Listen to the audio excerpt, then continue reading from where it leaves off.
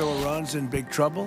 It looks to me that the people are taking over certain cities. If they start killing people like they have in the past, I think they're going to get hit very hard by the United States. Nous avons le contrôle total du détroit. L'Iran décide de la possibilité ou non pour les navires de le traverser. L'Iran ne cherche pas la guerre, mais y est totalement préparé. Ils allaient pendre 837 personnes et je leur ai dit que s'ils le faisaient, ils en paieraient le prix comme personne n'en avait jamais payé le prix auparavant. Et ils ont reculé. Je peux dire ceci, ils veulent vraiment conclure un accord. Dans ce conflit, c'est un conflit faible contre faible.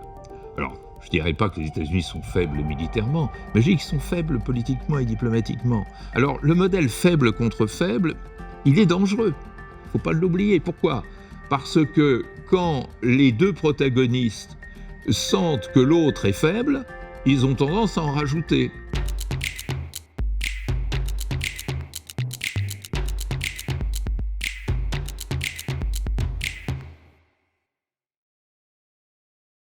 Savez-vous ce que c'est que le teasing ? Eh bien, c'est une méthode de publicité qui consiste à attirer l'attention du public en éveillant sa curiosité sur un produit, un événement ou une action qu'on annonce, mais de manière mystérieuse, évanescente, pour stimuler l'intérêt, provoquer des conversations, être au centre de l'actualité. En tout cas, ces dernières semaines, les effets d'annonce de Donald Trump sur l'Iran ressemblent à une sorte de teaser sans fin d'une guerre imminente ou pas.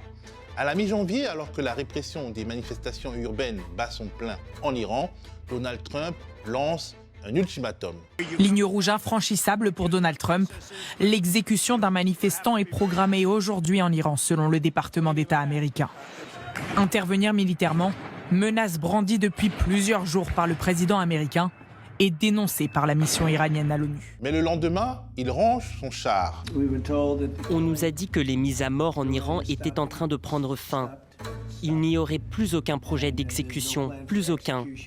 On m'a assuré de sources sûres que nous en serions informés si cela arrivait. Bis repetita, le 27 janvier, le président américain annonce qu'une immense armada militaire est en route vers l'Iran, mais reste ambigu sur les missions assignées à la dite armada. Where do things stand with Iran? The U.S. has got sizable military assets watching Iran. You know, we have a lot of ships going that direction, just in case. We have a big flotilla going in that direction. And we'll see what happens. We have a big force going toward Iran. I'd rather not see anything happen. 3 jours plus tard, il laisse entendre qu'au fond, Téhéran est plutôt bien disposé pour des négociations en vue d'un accord. Malgré l'escalade de ces derniers jours, Donald Trump laisse la porte ouverte aux négociations. Ils allaient pendre 837 personnes et je leur ai dit que s'ils le faisaient, ils en paieraient le prix comme personne n'en avait jamais payé le prix auparavant. Et ils ont reculé. J'ai apprécié cela, mais beaucoup de gens sont tués, alors nous verrons ce qui se passera. Je peux dire ceci, ils veulent vraiment conclure un accord. Le 3 février dernier, il donne quelques précisions pouvant expliquer ce qui ressemble à un « arrêtez-moi ou je fais un malheur ». En gros, une guerre, oui, pourquoi pas, mais courte et sans risque d'enlisement. Le président Trump dit, il a demandé à ses conseillers, c'est le Wall Street Journal qui le rapporte, des options pour une attaque rapide et décisive en Iran, sans risque de guerre longue. Alors, au moment où nous tournons, aucune grande offensive américaine sur Téhéran n'a été lancée. Mais il est probable que les choses aient considérablement évolué, et tout aussi probable que rien n'ait changé, au moment où cette émission sera rendue publique. Mais la valse hésitation du POTUS, President of the United States, donne à réfléchir. Quand on roule des mécaniques et qu'on se pose en Rambo des relations internationales, peut-on vraiment se permettre d'admettre qu'au fond, on ne veut faire des guerres qu'à l'économie sans risquer des scénarios afghans ou irakiens? Et finalement, y a-t-il une seule stratégie du camp occidental dans ce que l'on appelle souvent le pays des mollahs? Les États-Unis veulent-ils la même chose qu'Israël ou que la France, par ailleurs, menacée indirectement par Téhéran? Et comment avoir une idée claire de la situation sur place après la répression XXL des récentes manifestations? Quelle est la base sociale qui reste fidèle au pouvoir? Qui représente l'alternative ou les alternatives? Comment éviter, en cas d'intervention militaire pour des raisons dites humanitaires, la répétition tragique de la plongée dans le chaos qu'ont connu avant d'autres pays? La société iranienne a-t-elle entre ses mains la clé de son émancipation? Toutes ces questions, je m'en vais les aborder avec Bertrand Badi, politiste, professeur émérite à Sciences Po et auteur de nombreux livres dont L'art de la paix, paru chez Flammarion, et le tout nouveau Par-delà la puissance et la guerre, la mystérieuse énergie sociale, paru chez Odile Jacob. Vous regardez un nouvel épisode de Mondialité sur Off Investigation.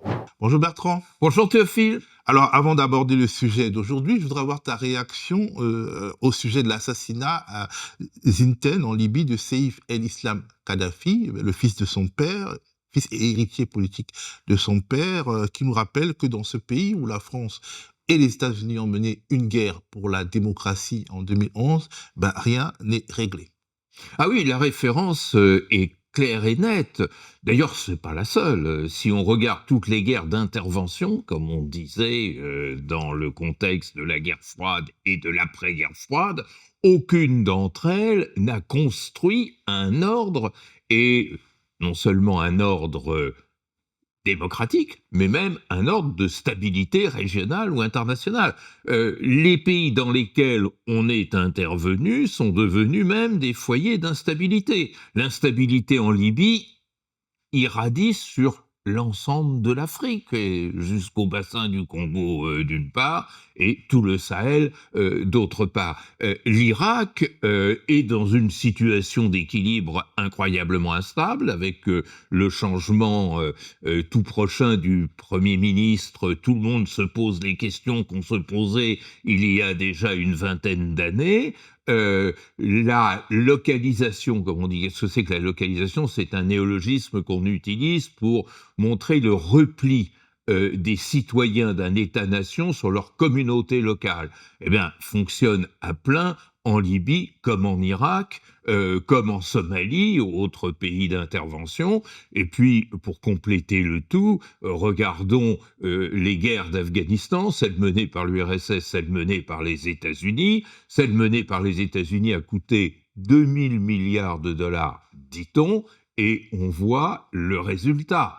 Donc, je pense que même des personnages aussi peu éclairés, si je puis dire, que Donald Trump, ont compris la leçon, et que l'intervention au sens classique du terme, elle n'a d'évidence que pour quelques fanatiques ou quelques aveugles. Ce qui se passe en Libye risque de durer encore un bon bout de temps. Parce que, dernier élément du puzzle, lorsque l'on assiste à cette atomisation, que je nommais localisation tout à l'heure, l'appétit est grand chez les voisins comme chez les grandes puissances de parrainer l'un des clans contre l'autre, et effectivement, c'est l'explosion et l'implosion sans fin. Donc, tout ça est à méditer. Alors, venons-en à l'Iran. L'Iran qui n'est pas n'importe quel pays pour toi, je le dis parce que tu en as parlé dans un livre. Oui, tout à fait. C'est le pays de mon père, c'était le pays de mon père. Et le pays de mon père, c'est mon pays, comme le pays de ma mère est également mon pays. Donc, j'ai le privilège d'avoir deux pays parce que je m'inscris ainsi entre deux cultures différentes. Et pour moi, différence est un synonyme de richesse. Et ça me permet, quand je suis dans l'une de ces maisons, de regarder l'autre, et réciproquement. C'est-à-dire, j'ai peut-être, grâce à cette chance que mes parents m'ont apportée, grâce à cette biculturalité, une vision qui ne correspond pas à celle de l'alignement classique, où on parle plutôt d'enracinement, d'ailleurs, que d'alignement quand il s'agit de culture. Alors, on ne sait pas, au moment où nous tournons, en tout cas, il n'y a pas d'intervention militaire intense à proprement parler en Iran, là, au moment où nous tournons. On ne sait pas s'il y en aura au moment où nous serons diffusés, mais ce qu'on pourrait appeler la communication par clignotant de Donald Trump interpelle. C'est-à-dire, j'y vais pas, je suis chaud, arrêtez-moi ou je fais un malheur, mais finalement, non, les interlocuteurs sont de bonne volonté. Qu'est-ce que ça traduit?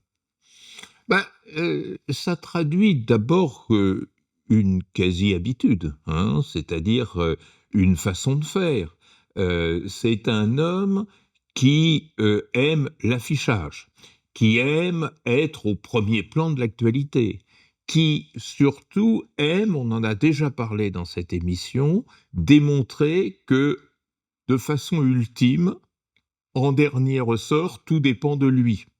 Et donc qui veut s'afficher comme le personnage énigmatique, comme l'oracle qu'il faut attendre pour savoir de quoi demain sera fait. Je pense qu'il y a une certaine jubilation personnelle, ça c'est de la psychologie, laissons de côté, mais il y a aussi une jubilation politique dans ce rôle. Montrer que finalement, tout n'est résolu et ne peut être résolu que par les États-Unis et que les États-Unis sont incarnés par leur président. On retrouve exactement la même formule dans son Conseil de la paix pour Gaza, le Board of Peace de Gaza. Et donc, cette façon de jouer la diplomatie de la douche écossaise, c'est une manière de montrer que le seul lieu où la décision compte, c'est Washington. Et c'est aussi, tu l'as dit tout à l'heure, dans ta présentation, une façon de miser sur ce que j'appellerais la diplomatie de la gonflette, c'est-à-dire montrer ses muscles suffit pour l'emporter. Et comme l'homme a compris que ce qu'aux États-Unis on appelle boots on the ground, c'est-à-dire envoyer des hommes sur le terrain, c'est très dangereux, c'est très coûteux et ça risque de rendre impopulaire.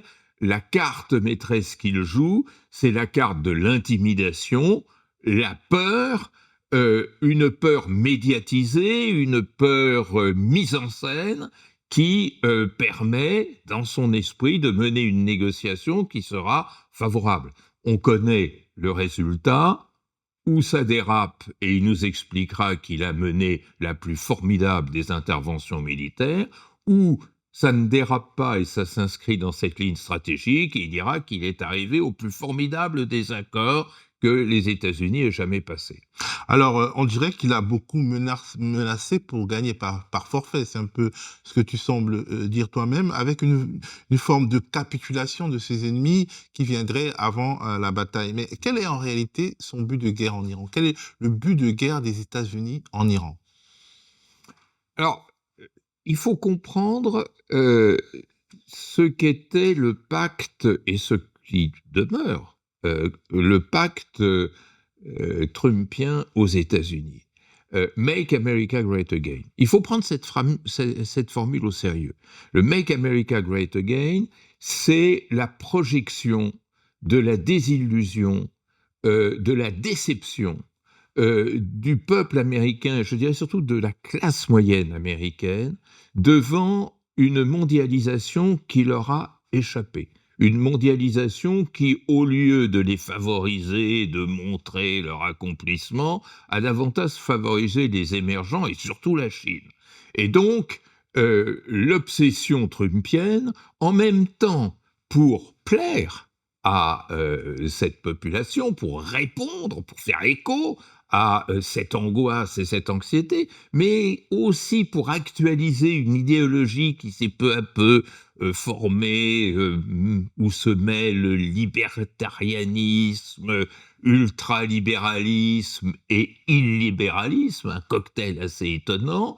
Il faut montrer ses muscles sur la scène diplomatique, il faut montrer qu'on est le maître du jeu, Et c'est en quelque sorte un billard à double détente, c'est-à-dire d'une part ainsi, on s'installe dans la société américaine comme l'homme prévidentiel que dans toutes les périodes populistes on attend et on recherche, donc je suis chez moi l'homme providentiel, et sur la scène internationale le vrai leader. Il y a chez Trump une sorte de mépris constitutif à l'égard de ce qui n'est pas fort, et dans son esprit, seules la Russie et la Chine sont forts. Le reste, l'Europe, c'est des gens divisés, atomisés, intellectualisés, rendant hommage aux droits et aux institutions qui sont périmées, donc ça ne compte pas. Et le Sud, je n'ose jamais rapporter cette phrase horrible qu'il avait pour dire que ce sont des pays de, etc., etc., M, 4 points de suspension, quoi. Et donc, mis à part la Chine et la Russie qui ont un traitement à part, et un traitement intéressant. La Russie, c'est le connivant, c'est-à-dire celui avec qui on va monter des coups. C'est pas la peine de les affronter, on va monter des coups. Et un certain nombre de coups ont été montés, notamment sur le dos des Européens. C'est tout à fait remarquable. La Chine n'est pas une puissance connivante parce que ça ne l'intéresse pas de jouer le jeu de connivence. C'est un peu l'ennemi schmittien, c'est-à-dire ce négatif dont on a besoin pour s'affirmer, mais qu'en même temps, on ne peut pas casser ni démolir.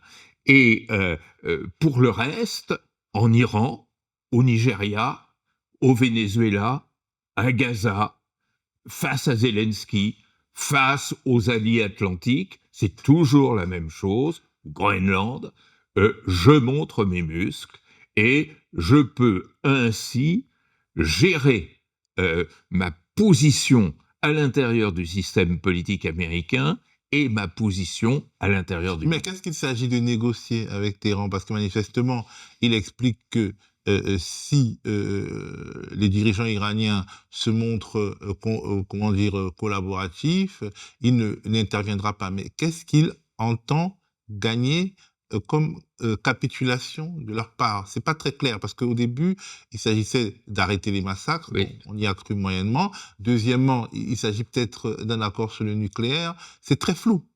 Oui, alors tu mets le doigt exactement sur non seulement le problème immédiat qui est le problème iranien, mais d'une façon générale sur ce qu'il y a d'essentiel dans le système trumpien. Je voudrais commencer par dire quelque chose qui va peut-être étonner, mais au fil du temps, j'en suis de plus en plus convaincu, les négociations, si tu as remarqué, depuis 1945, ça ne marche plus. C'est-à-dire, il y a eu quantité d'accords de paix qui ont été signés, ils n'ont pas eu de lendemain, et je dirais qu'ils n'avaient même pas de consistance. Hein. On parlait de l'Afghanistan, rappelle-toi les accords de Doha. Qui sérieusement sortirait les accords de Doha? Et si je parlais des accords d'Arusha, et si je parlais des accords d'Alger, etc. Donc, pourquoi on ne négocie plus? Pourquoi les négociations ne marchent plus?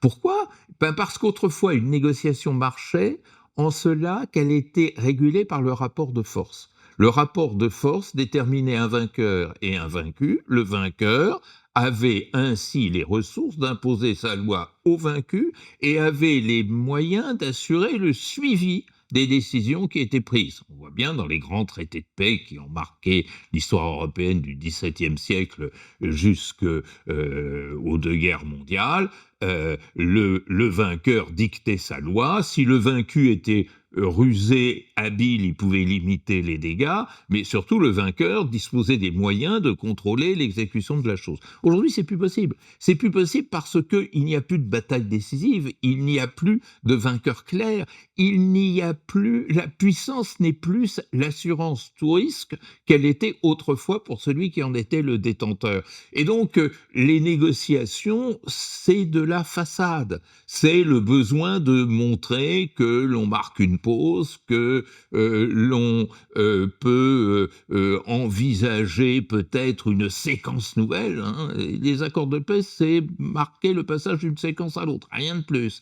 Et donc, il est évident que l'accord, s'il a lieu, qui va être produit, sera ce que j'appelle un accord alibi, c'est-à-dire un accord dont la simple texture, la simple forme, la simple existence viendra valider la sortie du conflit, ou en tous les cas de cette séquence chaude du conflit entre l'Iran et les États-Unis, me permettra de dire à M. Trump, bon ben ça y est, ils ont capitulé, donc je n'ai plus à agir, et ça permettra symétriquement aux dirigeants de la République islamique de dire, on ne s'est pas laissé faire, ils ne nous ont pas attaqués, Et cet accord, de toute façon, c'est ce que nous voulions, et ce qui s'ensuit, les Iraniens de dire, mais de toute façon, on n'a jamais voulu avoir l'arme nucléaire, ce qu'ils ont d'ailleurs toujours dit, et l'affaire sera réglée là-dessus. C'est-à-dire que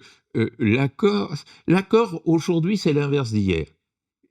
Hier, l'accord mettait fin à une guerre. Aujourd'hui, l'accord permet de faire comme si on n'avait plus besoin de faire la guerre.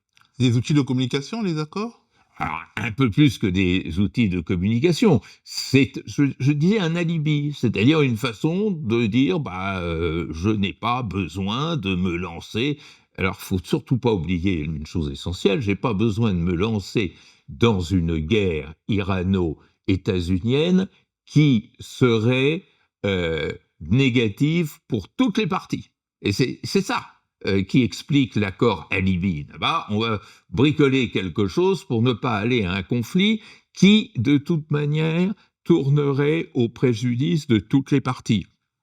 De la partie iranienne, c'est évident, parce que la République islamique est déjà considérablement affaiblie par ce mouvement social absolument extraordinaire qui a eu lieu en décembre-janvier dernier, que de toute manière elle prendra de très mauvais coups qui se révéleront extrêmement coûteux, que ça va probablement davantage encore aiguiser le désespoir de la population iranienne, donc il n'y a rien à gagner, mais les États-Unis n'ont rien à gagner à une attaque. Quand on y réfléchit un petit peu, premièrement, ça risque de les mettre en délicatesse avec leurs alliés du Golfe qui ne veulent surtout pas entendre parler d'une guerre dont ils auraient aussi à essuyer les dégâts, parce que Trump sait fort bien que son opinion publique ne le suivrait pas dès lors que cette guerre se révélerait coûteuse, c'est ce que je disais tout à l'heure, on ne veut plus de ces guerres d'intervention, et parce que le chaos régional risquerait de s'amplifier considérablement,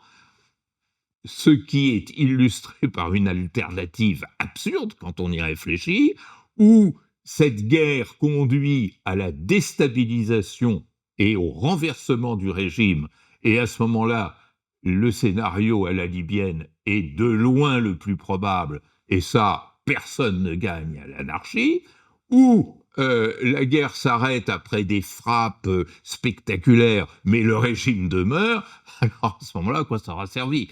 Donc, ce qui est tout à fait intéressant, d'un certain point de vue, ça pourrait quelque part, petite lueur, nous donner un bout d'espoir. La guerre, aujourd'hui, elle ne sert plus à rien. La guerre du Vietnam n'a servi à rien, la guerre d'Afghanistan n'a servi à rien, la guerre d'Irak n'a servi à rien, la guerre de Libye n'a servi à rien. Et donc, tout ceci...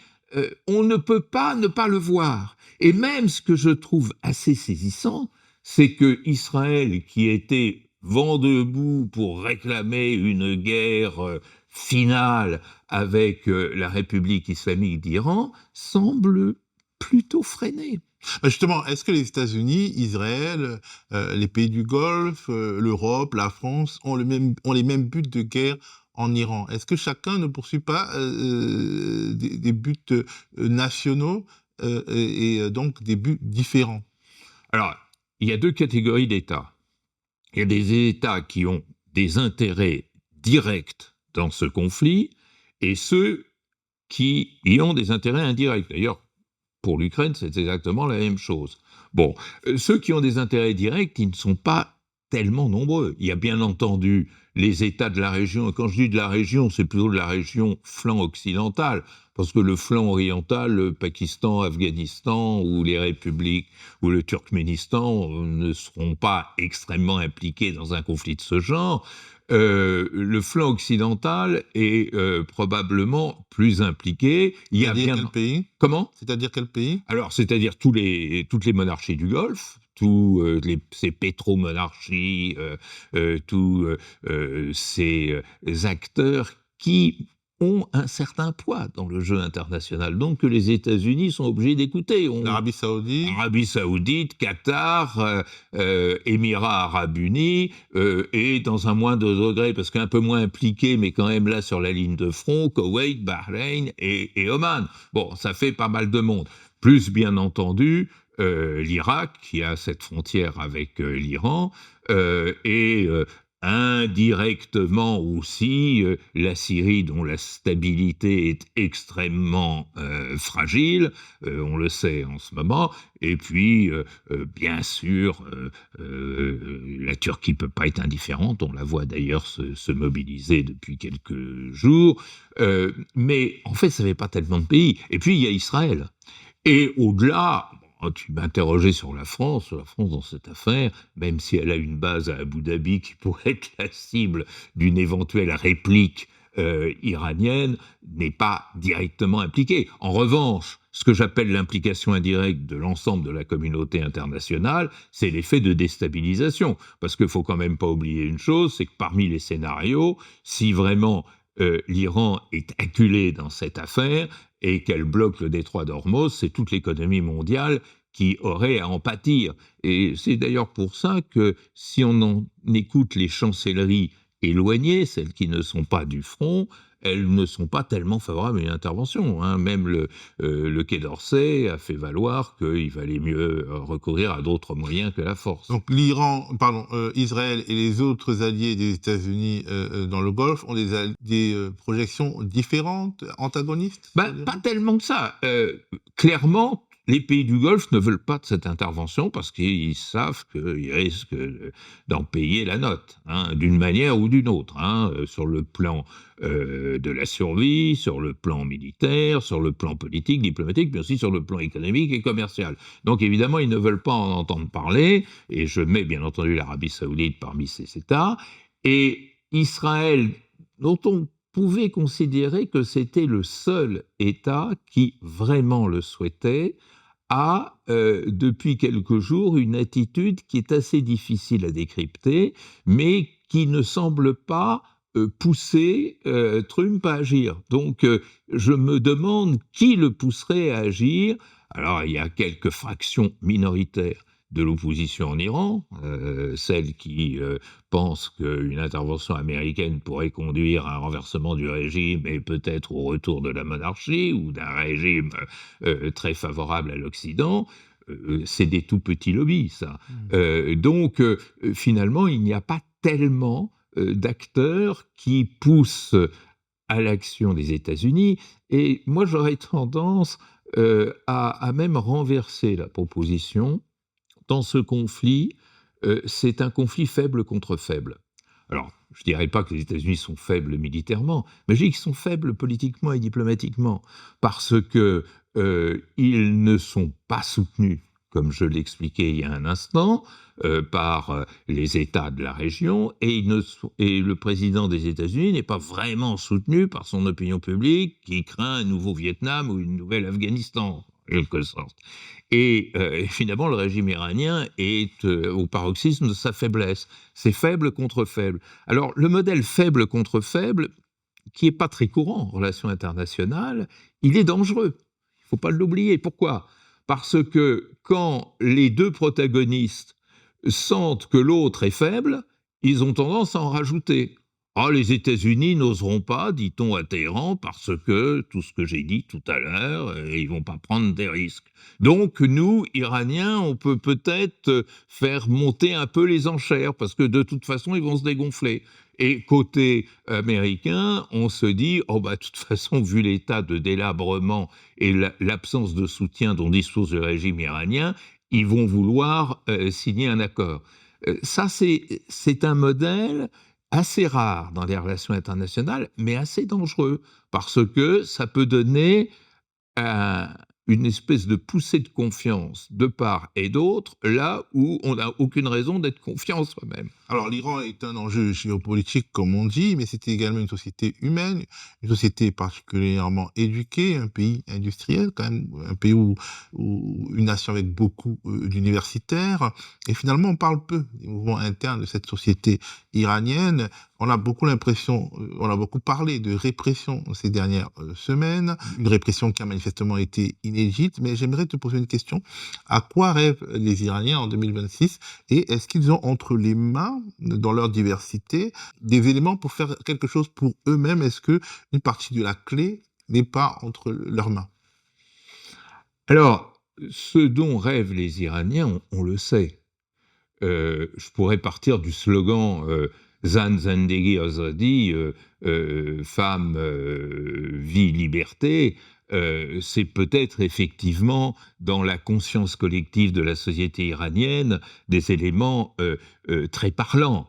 La femme, parce que la condition qui lui était imposée lui était insupportable et tout à fait en décalage par rapport à cette société très mondialisée, très ouverte sur le monde, la liberté parce que ce régime a toujours été marqué par un degré de coercition et de corruption qui effectivement rend l'air difficilement respirable, mais hélas c'est une vieille histoire en Iran qui déjà du temps du Shah apparaissait. Et puis Zendegi, la vie, pourquoi ? Parce que, et c'est ça qui a mis le feu aux poudres, en décembre dernier, non seulement les catégories les plus pauvres, mais les classes moyennes iraniennes en général n'ont plus de quoi vivre.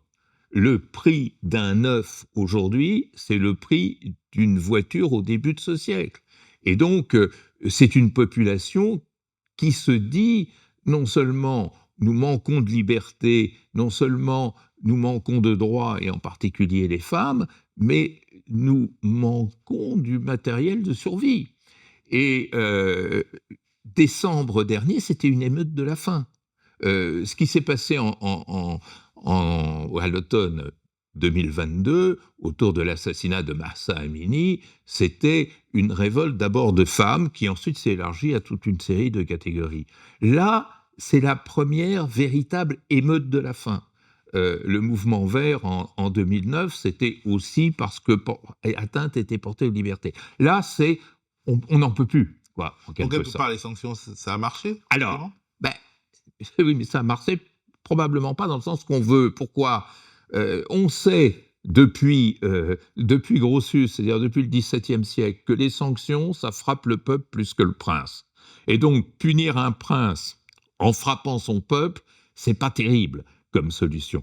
Alors, les sanctions ont effectivement complètement asphyxié l'économie iranienne, à quoi s'ajoutent des éléments de mauvaise gestion et des éléments de corruption, tout ceci faisant système. Et effectivement, quand tu me dis que veulent les Iraniens, les Iraniens, ils veulent rentrer dans le monde, c'est-à-dire pouvoir bénéficier des ressources de survie, ce qu'on appelait autrefois la sufficientialité, ce dont on a besoin pour vivre, et pour vivre dans le monde, et pas enfermé dans une sorte de boîte hermétique dans laquelle il n'y a pratiquement pas de ressources de vie. Mais alors, tu dis, ça a marché. Ça a marché pourquoi ? Pour effectivement étrangler le peuple, pas pour étrangler le système.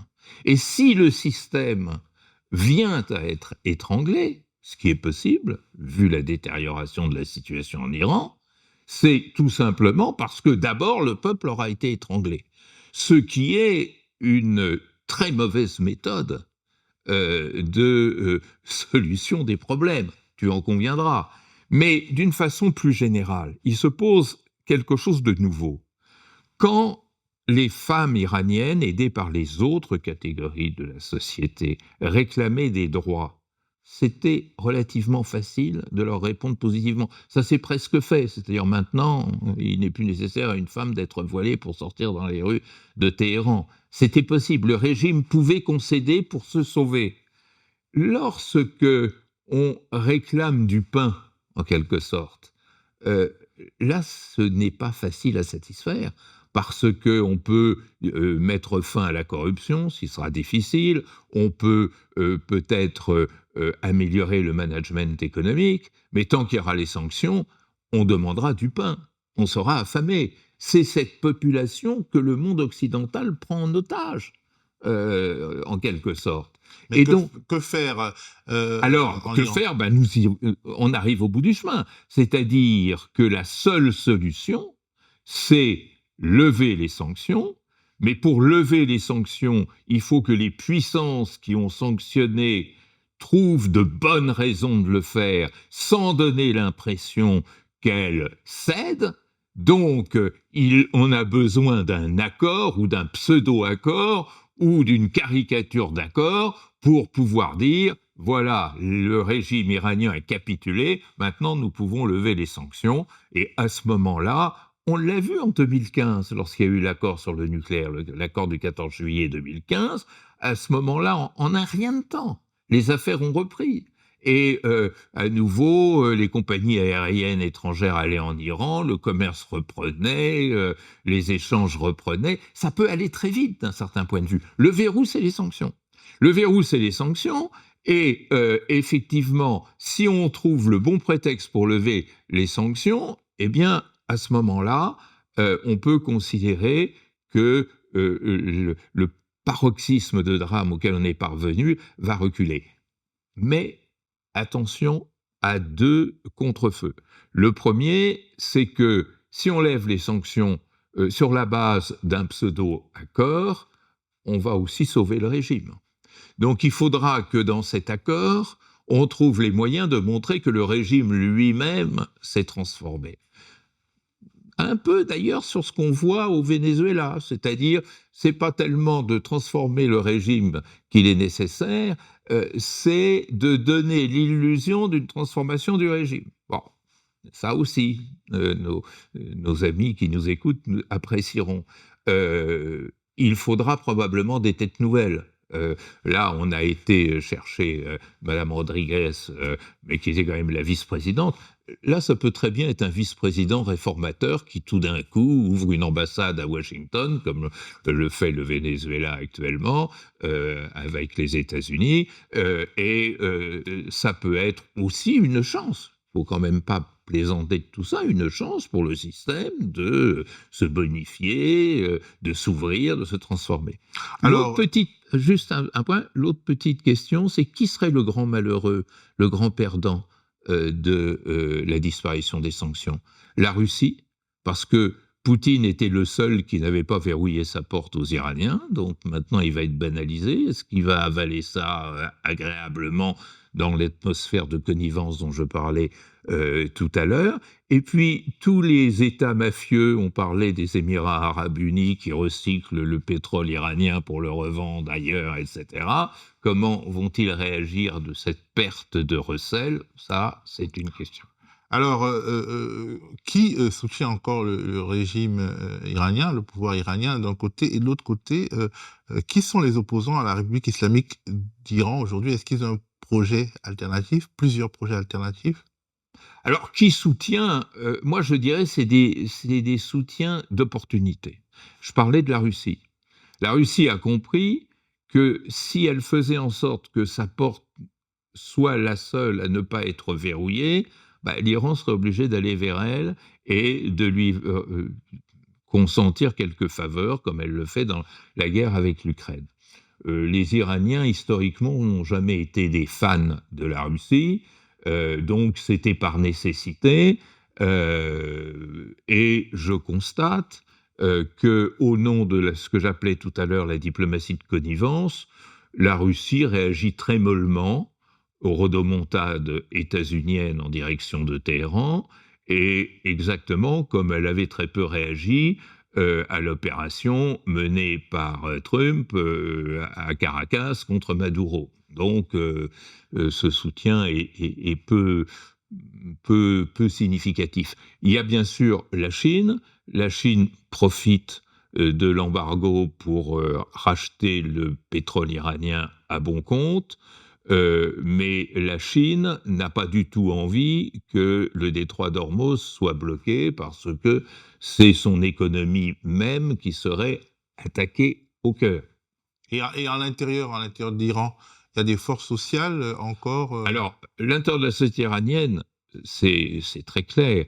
À la télévision, on vous dit la République des Mollahs. C'est pas la République des Mollahs, la République islamique. C'est beaucoup plus compliqué que ça. C'est une alliance entre des forces répressives, coercitives, les Pasdaran et effectivement le clergé et quelques catégories sociales qui considèrent que la République islamique leur apporte le minimum dont ils ont besoin. C'est-à-dire qu'il y a une petite base sociale qui est minoritaire, incontestablement minoritaire, une petite base sociale, et il y a surtout des ressources coercitives qui sont loin d'être négligeables. Les pass talents, ça compte. Bon, maintenant, du point de vue de la société, elle a démontré très clairement à de multiples occasions qu'elle ne voulait plus de ce régime, de même qu'en 1979, elle avait montré qu'elle ne voulait plus du régime monarchique. On est presque dans la symétrie de ce point de vue-là, et je pense qu'il y a eu en 2009 un mouvement, il y a eu au départ un mouvement d'autonomie des groupes culturels minoritaires, kurdes, baloutches, turkmènes, azaris, khouzestanis, c'est-à-dire les arabophones du sud-ouest de l'Iran. En 2009, il y a eu un mouvement de résistance à la nature non démocratique des élections. En 2022, un mouvement de résistance de la part des femmes. Maintenant, c'est un mouvement intercatégoriel dans lequel on retrouve, paradoxalement, le corps de la société iranienne, les crèves-la-faim dont je parlais tout à l'heure, ou ceux qui se sentent de ce point de vue-là menacés, et du coup, les minorités sont plutôt dans l'expectative. C'est-à-dire, ce n'est pas du côté de l'Azerbaïdjan, du Kurdistan, du Khouzestan ou du Baloutchistan qu'on a vu ces dernières semaines le plus de mobilisation. Mais le jour où le système va imploser, imagine toutes les forces qui vont aller chacun de leur côté tenter de trouver une solution qui leur serait favorable. Et les opposants, est-ce qu'il y a des alternatives, une alternative, plusieurs alternatives? Alors le problème, mais ça c'est le problème de tous les systèmes autoritaires, c'est que je viens de te décrire toutes les forces potentielles d'opposition, femmes, démocrates, affamés, déçus sur le plan économique, social, minorités culturelles, etc. Mais comme dans tout système autoritaire, tu n'as pas des partis d'opposition, tu n'as pas le parti d'opposition qui s'apprête à prendre le pouvoir.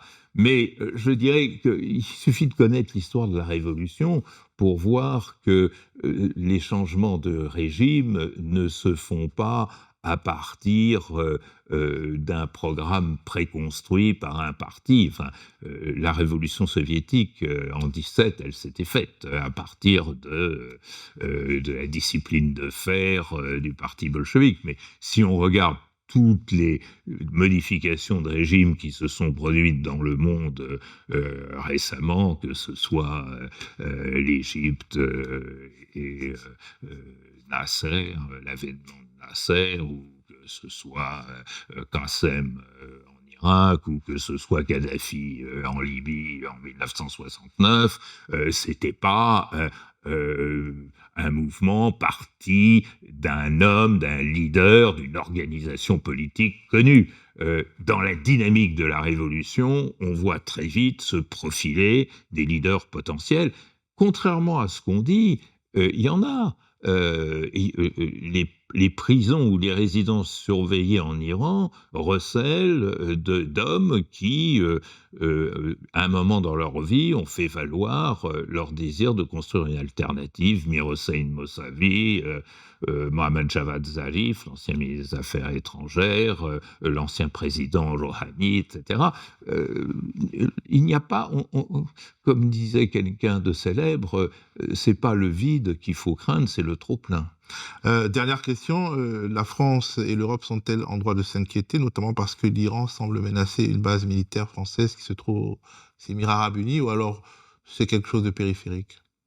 Alors, pour l'instant, comme on le disait au début de notre entretien, on en est à la musculation, à l'affirmation, à l'affichage. Donc, effectivement, le jeu banal, compréhensible de l'Iran, c'est de dire, attention, si vous touchez, on va tout casser. Et tout casser, c'est pas seulement vous, c'est nos petits voisins, c'est nos grands voisins, etc. Donc, effectivement, ces menaces, elles sont dans l'air.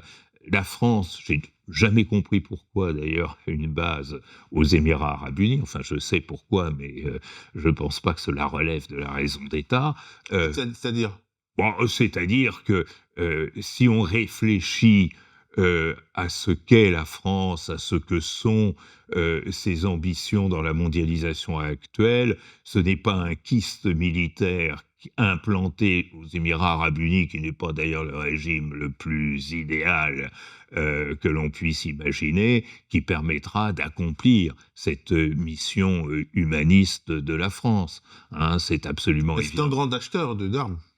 Oui, qui permet d'ailleurs d'acheter des armes françaises pour les refiler au général Hemeti et alimenter la guerre civile au Soudan. Donc, faut se méfier déjà. C'est ça l'objectif d'une base militaire aux Émirats arabes unis, c'est un objectif pécuniaire? C'est pas seulement un objectif pécuniaire, tout ça s'inscrit aussi dans cette vision, moi, que personnellement je trouve totalement à côté de la plaque d'une stratégie indo-pacifique.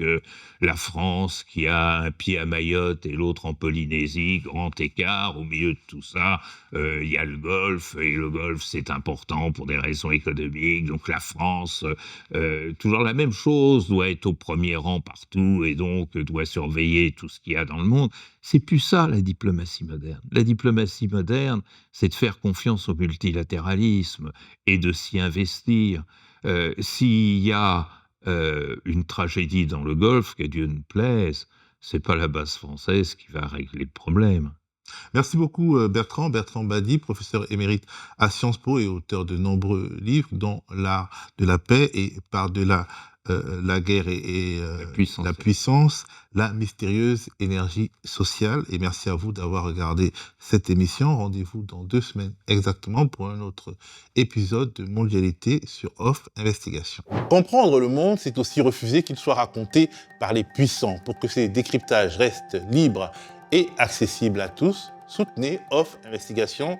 Rendez-vous sur offinvestigation.fr pour faire un don. On compte sur vous.